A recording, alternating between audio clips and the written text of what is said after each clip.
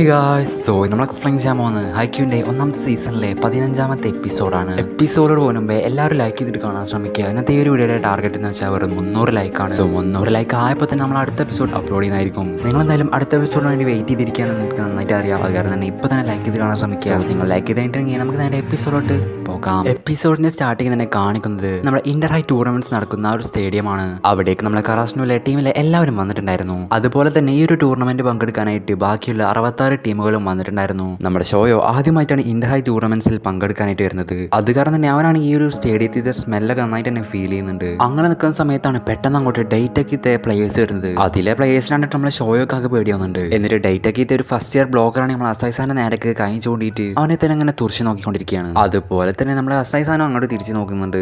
അങ്ങനെ നിൽക്കുമ്പോൾ പെട്ടെന്ന് അവരുടെ ടീമിത്തെ ഒരു സീനിയർ വന്നിട്ട് സോറി ഇവന് വേറെ ടീമിത്തെ ഐസിനെ കാണുമ്പോൾ കൈ ചൂണ്ടി നിൽക്കുന്ന ഒരു സ്വഭാവമുണ്ട്, അത് കാരണമാണ് ഇവനെ ഇങ്ങനെ കൈ ചൂണ്ടിയത് എന്നും പറഞ്ഞിട്ട് അവിടുന്ന് പോകാൻ നിൽക്കുന്ന സമയത്ത് അവരുടെ ടീമിലെ വേറൊരു ഫസ്റ്റ് ഇയർ പറയും, നിങ്ങൾ എന്തായാലും ഞങ്ങൾക്കെതിരെ തോൽക്കാൻ റെഡി ആയിരുന്നോ. അതിനുശേഷം അങ്ങനെ നിൽക്കുന്ന സമയത്താണ് പെട്ടെന്ന് അങ്ങോട്ട് നമ്മളെ ക്യാപ്റ്റൻ ഐസിയുടെ ഒരു പണ്ടത്തെ ഒരു ഫ്രണ്ട് വരുന്നത്. എന്നിട്ട് നമ്മളെ ക്യാപ്റ്റൻ ഐസിയായിട്ട് സംസാരിക്കുന്നുണ്ട്. ശരിക്കും പറയുകയാണെങ്കിൽ നമ്മളെ ക്യാപ്റ്റൻ ഐസിയുടെ ഒരു ഫ്രണ്ടിന്റെ ടീമുമായിട്ടാണ് നമുക്ക് ഈ ഒരു ടൂർണമെന്റിലെ ഫസ്റ്റ് മാച്ച് ഉള്ളത്. സോ ക്യാപ്റ്റൻ ഐസിയുടെ ഒരു ഫ്രണ്ട് വന്നിട്ട് പറയുന്നുണ്ട്, നമുക്ക് എന്തായാലും ഒരു നല്ല മാച്ച് തന്നെ കളിക്കാം, അതേപോലെ തന്നെ ഞങ്ങൾ എന്തായാലും നിങ്ങളോട് തോൽക്കാനും പോകുന്നില്ല. സോ അതേപോലെ തന്നെ നമ്മളെ ക്യാപ്റ്റൻ ഐസിയും പറയുന്നുണ്ട്. അതിനുശേഷം കറാസ്നോയുടെ വുമൻസ് ടീമിനെയാണ് കാണിക്കുന്നത്. അവർക്ക് എല്ലാവർക്കും ഈ ഒരു ടൂർണമെന്റ് കളിക്കാനായിട്ട് നല്ല പേടിയാണുള്ളത്. അവരെല്ലാവരും എന്തായാലും നമ്മൾ തോൽക്കും എന്ന രീതിക്കാണ് കളിക്കാൻ തന്നെ ഇറങ്ങുന്നത്. അതിന് കാരണം എന്ന് വെച്ചാൽ വുമൻസ് ടീമിലെ ഫസ്റ്റ് ഇയർ പ്ലേയേഴ്സ് ഒന്നും ഒട്ടുമിക്ക എല്ലാ ദിവസവും പ്രാക്ടീസ് മാച്ചിനൊന്നും വരാറില്ല. പ്രാക്ടീസ് ഒന്നും ചെയ്യാണ്ട് ഡയറക്റ്റ് ആയിട്ട് ഒരു ടൂർണമെന്റ് മാച്ച് കളിച്ചാൽ എങ്ങനെയായിരിക്കും. സോ ആ ഒരു അവസ്ഥയിലാണ് കറാസ്നോയുടെ വുമൻസ് ടീം ഉള്ളത്. ഇപ്പോൾ ഇതൊക്കെയാണ് നമ്മളെ വുമൻസ് ടീമിന്റെ ക്യാപ്റ്റനായിട്ടുള്ള മിച്ചിമ ശ്രദ്ധിക്കുന്നുണ്ടായിരുന്നു. എന്നിട്ട് മിച്ചിമിയ മനസ്സിൽ ചിന്തിക്കുന്നുണ്ട്, എനിക്ക് ഇവരെ എങ്ങനെയെങ്കിലും ഒന്ന് മോട്ടിവേറ്റ് ചെയ്തെടുക്കണം. അപ്പോഴാണ് നമ്മുടെ മിച്ചിമിയക്ക് ക്യാപ്റ്റൻ ഐസിയുടെ വാക്കുകൾ ഓർമ്മ വരുന്നത്. സോ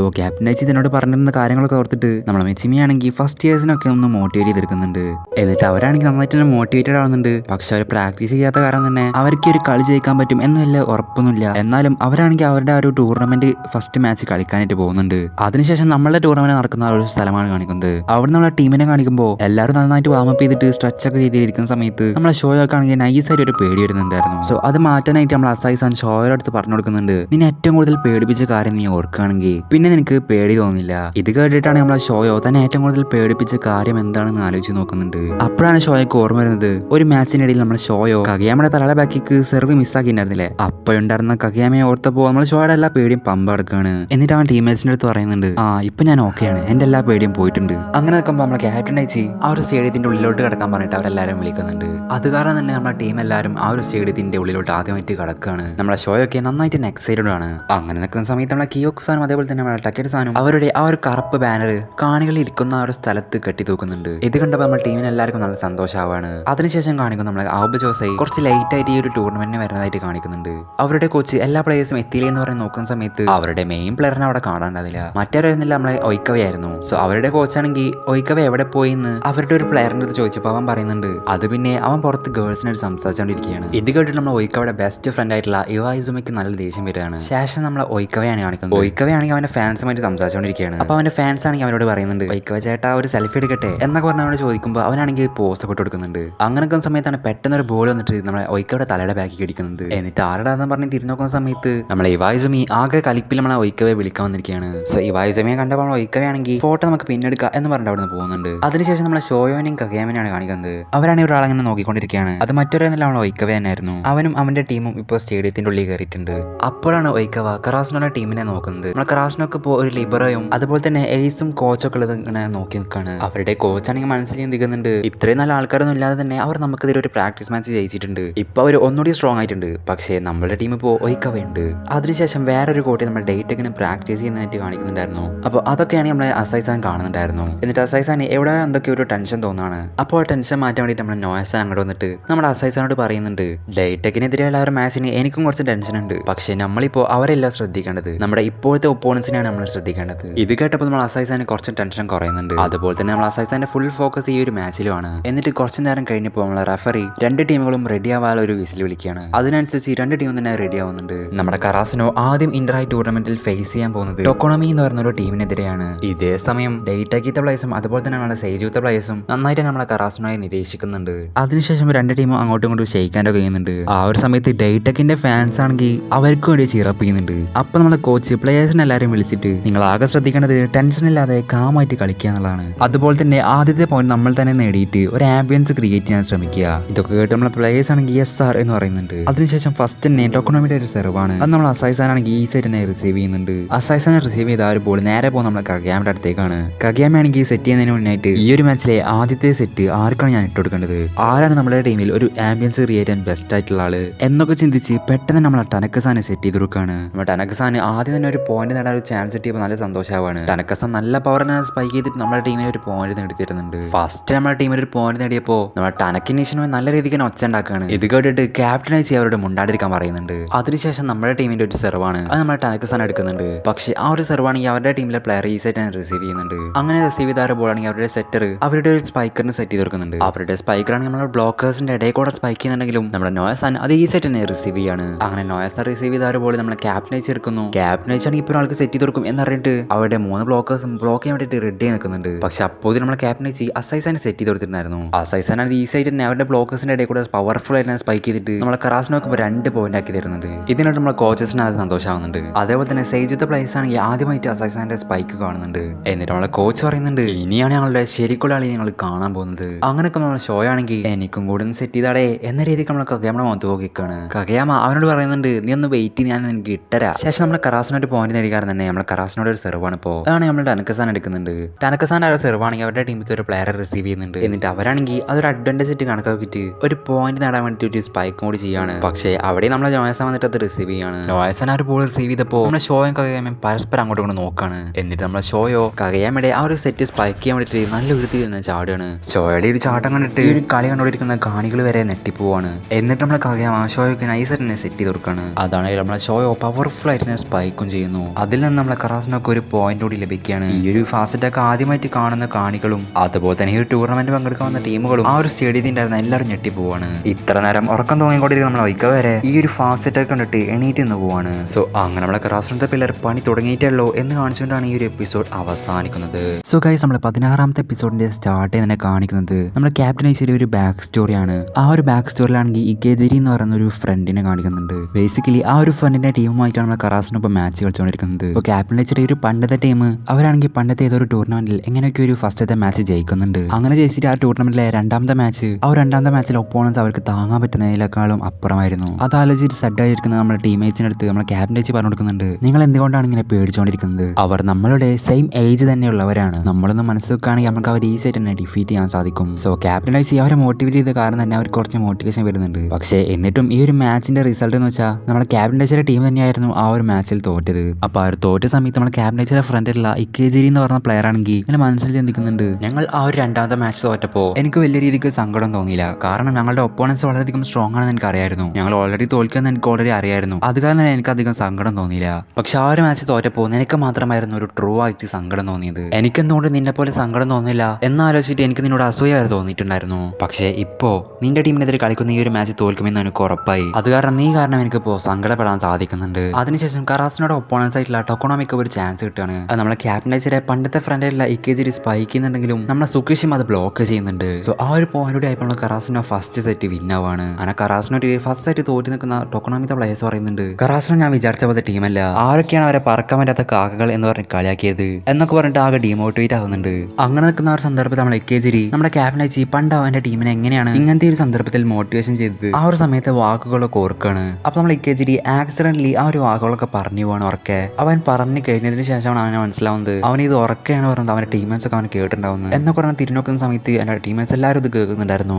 ഇത് കണ്ടപ്പോൾ അവനാണെങ്കിൽ ആകെ ഒരു എംബസ്ഡ് ആവാണ്. അപ്പോൾ തന്നെ റെഫറി ആണെങ്കിൽ 2ാമത്തെ സെറ്റിന്റെ വിസിൽ വിളിക്കുകയാണ്. അങ്ങനെ കറാസിനോ വേഴ്സസ് ടൊക്കോണോമിത്തെ 2ാമത്തെ സെറ്റ് തുടങ്ങാണ്. നമ്മളെ കഗയാമയുടെ ആ ഒരു പവർഫുൾ ആയിട്ടുള്ള സെർവുകൾ ഉപയോഗിച്ചുകൊണ്ട് തന്നെ നമ്മുടെ കറാസിനോ കുറേ പോയിന്റുകൾ നേടുന്നുണ്ട്. ഇപ്പോൾ കഗയാമ ചെയ്യുന്നവരുടെ ഒരു സെർവ് ഡയറക്റ്റ് ആയിട്ട് ഒരു പോയിന്റ് നേടി തരികയാണെങ്കിൽ അതിന് പറയുന്ന പേരാണ് സർവീസ് ഐസ്. അപ്പോൾ ഇങ്ങനെ തന്നെ നമ്മളെ കഗയാമ 5 പോയിന്റോളം ഈ ഒരു സർവീസ് ഐസ് എന്ന് പറഞ്ഞ ടെക്നിക് കൊണ്ട് മാത്രം നേടുന്നുണ്ട്. സർവീസ് ഐസിന്റെ ഒരു പ്രത്യേകത എന്ന് പറഞ്ഞാൽ നമ്മൾ ഒരു പ്രാവശ്യം ആ പോയിന്റ് നേടുകയാണെങ്കിൽ നമുക്ക് വീണ്ടും ഒരു സെർവ് ചെയ്യാനുള്ള ചാൻസ് ലഭിക്കും. അങ്ങനെ ഈ ഒരു സമയം നമ്മൾ കഗയാമയുടെ സെർവ് അവർ സേവ് ചെയ്യുന്നുണ്ട്. എന്നിട്ട് അവരാണെങ്കിൽ അഡ്വാൻറ്റേജ് ആയിട്ട് യൂസ് ചെയ്യാൻ ശ്രമിക്കുന്നുണ്ടെങ്കിലും നമ്മളെ ക്യാപ്റ്റനൈസി അവരുടെ സൈഡിലോട്ട് തന്നെ ബോൾ ഇടുന്നുണ്ട്. പക്ഷെ അപ്പോൾ റെഫറി പറയും ക്യാപ്റ്റനൈസി ഇപ്പോൾ ചെയ്ത ഫോളാണ്, ക്യാപ്റ്റനൈസിയുടെ ബോഡി നെറ്റിന്റെ മേലെ തട്ടിയിട്ടുണ്ടെന്നൊക്കെ.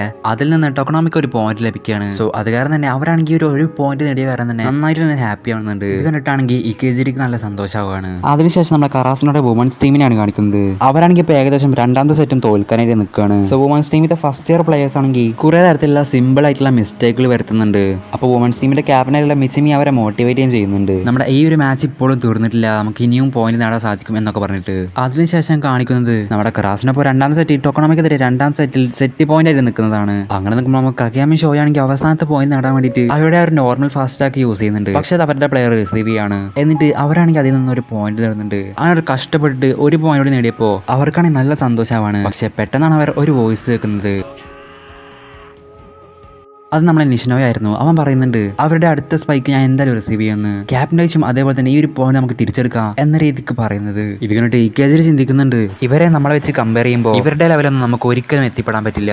അതിനുശേഷം നമ്മൾ കഗയാമ ഷോയൊക്കെ സെറ്റ് ചെയ്യുന്ന പോലെ ആക്ട് ചെയ്തിട്ട് ക്യാപ്റ്റൻ അയച്ചൊക്കെ സെറ്റ് ചെയ്യാണ്. അതിൽ നിന്ന് ക്യാപ്റ്റൻ അയച്ച് ഒരു പോയിന്റ് നേടുന്നുണ്ട്. സോ തങ്ങൾ ഈ ഒരു മാച്ചിൽ നിന്ന് പുറത്തായി എന്ന് ഉറപ്പായപ്പോൾ നമ്മുടെ ഇക്കേജിക്ക് നല്ല രീതിക്ക് തന്നെ സങ്കടം വരികയാണ്. പക്ഷെ അവൻ അവന്റെ വിധി അക്സെപ്റ്റ് ചെയ്യുന്നുണ്ട്. ശേഷം ഷോയോ ആണെങ്കിൽ അവന്റെ ഈ ഒരു ഫസ്റ്റ് മാച്ച് ജയിച്ചാലും തന്നെ അവന് നല്ല രീതിക്ക് തന്നെ സന്തോഷം വരികയാണ്. കാരണം ഒഫീഷ്യൽ ആയിട്ടുള്ള ഒരു ടൂർണമെന്റിൽ നമ്മുടെ ഷോ ആദ്യമായിട്ടാണ് ജയിക്കുന്നത്. സോ ഇത് കണ്ടിട്ടാണ് കോച്ചസിന് വരെ സന്തോഷം വരികയാണ്. കാര്യം ഇതൊരു ഈസി വിൻ ആണെങ്കിൽ പോലും ഒരു ജയം എന്ന് പറയുന്നത് ഒരു ജയം തന്നെയാണ്. ശേഷം സൈജൂത്തെ പ്ലേയേഴ്സിനെ കാണിക്കുന്നുണ്ട്. അതിലെടുത്താൻ പറയുന്നുണ്ട് ഇവരെന്തായാലും ജയിക്കുന്ന ഉറപ്പാണ്. പിന്നെ എന്തിനാണ് ഇവർ ഹാർഡ് വർക്ക് ഇട്ട് ചത്ത് കളിക്കുന്നത്? ഇവർക്ക് ഇനി കുറച്ച് മണിക്കൂർ കൂടി കഴിഞ്ഞാൽ ഒരു മാച്ച് കൂടി കളിക്കേണ്ടതായിട്ടില്ലേ? അപ്പോഴാണ് പെട്ടെന്ന് നമ്മൾ ഒഴിക്കാൻ വന്നിട്ട് പറയുന്നത് അവർ എത്ര ചത്തുകൾ ചെയ്യുന്ന പറഞ്ഞിട്ട് കാര്യമില്ല. എനിക്ക് അവിടെ ഒരു ബ്ലൈൻഡ് ഫാസ്റ്റിലേക്ക് കാണാൻ സാധിച്ചില്ല. അത് കാരണം ഞാൻ വളരെയധികം ഡിസപ്പോയിന്റഡ് ആണ്. ശേഷം കാണിക്കുന്നത് നമ്മുടെ ഡേറ്റെക്കിനെയാണ്. അവരാണെങ്കിൽ ഇപ്പോൾ കറാസ്നോടെ പോലെ തന്നെ അവരുടെ ഫസ്റ്റ് മാച്ച് ജയിച്ചിട്ടുണ്ടായിരുന്നു. സോ അത് കാരണം തന്നെ അടുത്ത മാച്ച് എന്ന് വെച്ചാൽ കറാസ്നോയും ഡേറ്റെക്കുമാണ്. ആ ഒരു മാച്ച് ആണെങ്കിൽ ഇന്ന് തന്നെ കുറച്ച് മണിക്കൂറുകളോട് കഴിഞ്ഞാൽ നടക്കുന്നതായിരിക്കും. അതിനുശേഷം കറാസ്നോത്തെ വുമൻസ് ടീമിനെയാണ് കാണിക്കുന്നത്. അതിലെ കുറെ ഫസ്റ്റ് ഇയർ പ്ലേയേഴ്സ് ആണെങ്കിൽ അവർ ഈ ഒരു ടൂർണമെന്റിൽ നിന്ന് പുറത്തായി എന്ന് പറഞ്ഞിട്ട് കരഞ്ഞോണ്ടിരിക്കുകയാണ്. അപ്പോഴാണെങ്കിൽ അവരുടെ ക്യാപ്റ്റനായിട്ടുള്ള മിച്ചിമിയെ അവർ ആശ്വസിപ്പിക്കുന്നുണ്ട്. പക്ഷേ ഇതേ ക്യാപ്റ്റനായിട്ടുള്ള മിച്ചിമിയെ തന്നെ ആരുമില്ലാത്ത ഒരു സ്ഥലത്ത് ഒറ്റയ്ക്ക് നിന്ന് കരയുന്നുണ്ടായിരുന്നു. അതിനുശേഷം കാണിക്കുന്നത് നമ്മളെ ഇക്കേജിനെയാണ്. അവരാണെങ്കിൽ മനസ്സിൽ ചിന്തിക്കുന്നുണ്ട് ഞാൻ എന്തായാലും എന്റെ ജോലി വെടിപ്പാരനെ ചെയ്തിട്ടുണ്ട്. പക്ഷേ എത്ര പെട്ടെന്നാണ് എന്റെ വോളിബോൾ കരിയർ അവസാനിച്ചത്. ഞാൻ കുറച്ചും കൂടി പ്രാക്ടീസ് ചെയ്യായിരുന്നെങ്കിൽ, ഞാൻ പ്രാക്ടീസ് ചെയ്യുന്ന സമയത്ത് എന്റെ ലിമിറ്റ്സ് കുറച്ചുകൂടി പുഷ് ചെയ്തിട്ട് പ്രാക്ടീസ് ചെയ്യായിരുന്നെങ്കിൽ, അല്ലെങ്കിൽ ഞാൻ കുറച്ചും കൂടി ഒരു നല്ല ക്യാപ്റ്റൻ ആയിരുന്നെങ്കിൽ എനിക്ക് വോളിബോൾ കുറച്ച് സമയം കൂടി കളിക്കാൻ സാധിക്കുമോ എന്ന തരത്തിലൊക്കെ ആലോചിച്ചിട്ട് നന്നായിട്ട് തന്നെ ഇമോഷണലി സെറ്റ് ആവുന്നുണ്ട്. അതിനുശേഷം ഇക്കേജിലാണെങ്കിൽ നമ്മൾ ക്യാപ്റ്റൻ ടീച്ചറെ കാണാൻ വന്നിട്ട് നമ്മൾ ക്യാപ്റ്റൻ ടീച്ചറെ അടുത്ത് ഈ ഒരു ടൂർണമെന്റ് ജയിക്കാൻ വേണ്ടിയിട്ട് ഒരു ഗുഡ് ലക്ക് പറയുന്നുണ്ട്. അപ്പോൾ നമ്മൾ ക്യാപ്റ്റൻ ടീച്ചർ തിരിച്ച് അങ്ങോട്ട് പറയുന്നുണ്ട് നീ നന്നായിട്ട് തന്നെ കളിച്ചിട്ടുണ്ട്. ഞങ്ങൾക്കെതിരെ കളിക്കുന്ന ഏതൊരു ടീമും ഞങ്ങളുടെ വളർച്ചയിൽ പങ്കുവെക്കുന്നുണ്ട്. അതിനുശേഷം കുറച്ച് സമയം കഴിഞ്ഞപ്പോൾ നമ്മുടെ ടീം എല്ലാവരും ഇങ്ങനെ റെസ്റ്റ് ചെയ്തിരിക്കുന്ന സമയത്ത് 2-3 പ്ലേയേഴ്സ് വന്നിട്ട് നീ ആ കറാസ്നോടെ മാച്ച് കണ്ടോ? അവരുടെ ടീമിലെ 10ാം നമ്പർ ഒരു കിടിലൻ പ്ലെയർ തന്നെയല്ലേ എന്നൊക്കെ അങ്ങനെ പറയുന്നുണ്ടായിരുന്നു. അതൊക്കെ ആയിട്ട് നമ്മുടെ ഷോയൊക്കെ ആണെങ്കിൽ നല്ല സന്തോഷമാണ്. അങ്ങനെ നിൽക്കുന്ന സമയത്ത് നമ്മുടെ കോച്ച് അങ്ങോട്ട് വന്നിട്ട് അവരോട് പറയുന്നുണ്ട് അടുത്ത മാച്ച് 1:30 നടക്കുന്നതായിരിക്കും. സോ അതുവരെയുള്ള സമയത്തിൽ നിങ്ങളാണെങ്കിൽ ഏതെങ്കിലും ഒരു ലൈറ്റ് ആയിട്ടുള്ള ഫുഡ് കഴിക്കുക. വയറ് നിറയെ കഴിക്കുകയാണെങ്കിൽ നിങ്ങൾക്ക് പിന്നെ മാച്ച് കളിക്കാൻ സാധിക്കില്ല.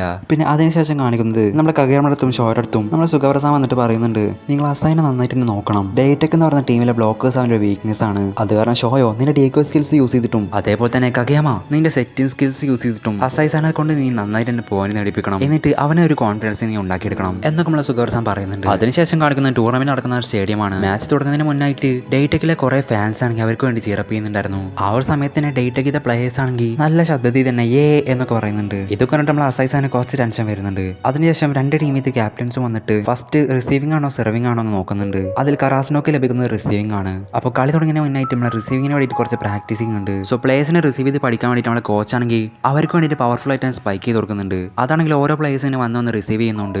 അങ്ങനെ എല്ലാവരും റിസീവിങ് കഴിഞ്ഞിട്ട് അവസാനം നമ്മളെ നോയസിന്റെ റിസീവിംഗ് ആണ്. അത് നമ്മളെ നോയസ് ആണെങ്കിൽ കൂളായിട്ട് തന്നെ നല്ല ശബ്ദം ഉണ്ടാക്കിയിട്ട് തന്നെ റിസീവ് ചെയ്യുന്നുണ്ട്. സോ നമ്മളെ നോയസിന്റെ ഈ റിസീവിംഗ് ഒക്കെ കണ്ടിട്ട് നമ്മുടെ പ്ലേയേഴ്സിന് കുറച്ചൊരു മോട്ടിവേഷൻ ഒക്കെ വരുന്നുണ്ട്. ആ ഒരു സമയത്ത് നമ്മൾ നോയസാൻ പറയുന്നുണ്ട് മക്കളെ നിങ്ങളെല്ലാവരും നിങ്ങളുടെ മുന്നിലുള്ള മാത്രം ശ്രദ്ധിച്ചാൽ മതി. കാരണം നിങ്ങളെ ബാക്കിൽ എല്ലാതും ഞാൻ നോക്കിക്കൊണ്ട്. സോ നമ്മളെ നോയസിന്റെ ഒരു ഡയലോഗും ആക്ടും കണ്ടിട്ട് നമ്മുടെ പ്ലേയേഴ്സ് എല്ലാവരും നല്ല ഇംപ്രസ് ആയിട്ട് നിൽക്കുകയാണ്. ഇങ്ങനെ നമ്മൾ അസൈസാന്റെ അത്ര നേരം ഉണ്ടായിരുന്ന ഒരു ടെൻഷനൊക്കെ ഇപ്പോൾ പോകുന്നുണ്ട്. അതേപോലെ തന്നെ നമ്മുടെ ഒപ്പോണൻസ് ആയിട്ടുള്ള ഡേറ്റെക്കിത്തെ പ്ലേയേഴ്സിനും നമ്മുടെ നോയസിന് ഒരു അടിപൊളിയാണെന്ന് തോന്നുന്നത്. നമ്മുടെ കോച്ച് ചിന്തിക്കുന്നുണ്ട് നമ്മുടെ നിഷ്നോയുടെ ഈ ഒരു പ്രകടനം കാരണം നമ്മുടെ കറാസ്നോത്തെ പ്ലേയേഴ്സിന് ഒരു അറ്റ്മോസ്ഫിയർ ഉണ്ടാക്കിയെടുക്കാൻ നിഷ്നോയെ വളരെയധികം ഡിപ്പെൻഡബിൾ ആണ് എന്ന് നമ്മുടെ കോച്ച് മനസ്സിൽ ചിന്തിക്കുന്നുണ്ട്. അങ്ങനെ നിൽക്കുന്ന സമയത്ത് റഫറി ആണെങ്കിൽ ഈ ഒരു മാച്ച് തുടങ്ങാനുള്ള വിസിൽ വിളിക്കുകയാണ്. അപ്പോൾ 2 ടീമുകളും അതേപോലെ തന്നെ 2 ടീമിന്റെ ഫാൻസും പരസ്പരം ഈ ഒരു മാച്ച് കളിക്കാനായിട്ട് റെഡിയായി നിൽക്കുന്ന ഒരു കാണിച്ചിട്ടാണ് നമ്മൾ 16ാമത്തെ എപ്പിസോഡ് അവസാനിക്കുന്നത്. സോ ഗായ്സ് അതിനുള്ള എപ്പിസോഡ് തീർച്ചയായും കമന്റ് ചെയ്യുക. നിങ്ങൾക്ക് അടുത്ത എപ്പിസോഡ് കിട്ടാൻ വേണ്ടിയിട്ടും പിന്നെ ഇതുവരെ ഈ ഒരു വീഡിയോ ഫുള്ള് കണ്ടിട്ടും ഇതുവരെ ലൈക്ക് ചെയ്യാത്ത ആൾക്കാരുണ്ടെങ്കിൽ പെട്ടെന്ന് തന്നെ ലൈക്ക് ചെയ്യുക. പിന്നെ എപ്പിസോഡിനെ പറ്റി നിങ്ങളുടെ അഭിപ്രായങ്ങൾ തീർച്ചയായും കമന്റ് ചെയ്യുക. അതുപോലെ വല്ലതും മനസ്സിലാവാത്തുണ്ടെങ്കിൽ നൈസായിട്ട് തന്നെ അതും കൂടി കമന്റ് ചെയ്യുക. അങ്ങനെയാണെങ്കിൽ അടുത്ത എപ്പിസോഡ് കാണാം. അതുവരേക്കും ബൈ.